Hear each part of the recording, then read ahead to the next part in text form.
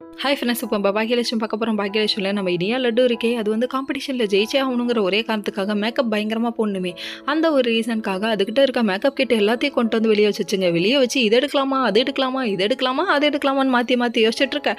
திடீர்னு ஃபோன் வந்துருச்சுங்க. உடனே எல்லாத்தையும் போட்டு போயிட்டா பாருன்னு சொல்லிட்டு பாக்கியாவும் சொல்லிட்டு அவங்க கிச்சன்லேருந்து வெளியே போயிட்டாங்க. இவங்களும் வெளியே போயிட்டாங்க. அந்த டைம் பார்த்து மயு குழந்தை, குட்டி குழந்தை எதை பார்த்தாலும் அப்படியே ஆசையாக எடுக்க தானுங்க தோணும்.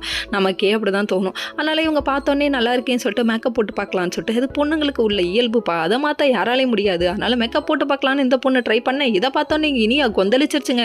இனியா தான் கொந்தளிக்குது. பாட்டிக்கு என்ன, பாட்டி பல்லு போன காலத்தில் கம்முன்னு இருக்கியா பாட்டி அப்படிங்கிற மாதிரி இருக்குது.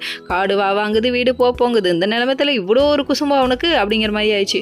பாட்டி பெருசாக்கி விட்டுருச்சுங்க. அதை கீழே போட்டு உடச்சுட்டா, சோஃபாவில் கிறுக்கிக்கிட்டா. அது சின்ன பிள்ளைங்க பக்கத்தில் மிஸ் பென்சில் பிடுங்கிட்டா, அவ குத்திட்டா அப்படிம்பாங்களே, அந்த மாதிரி பாட்டி ஒரு கம்ப்ளைண்ட்டை வைக்குது.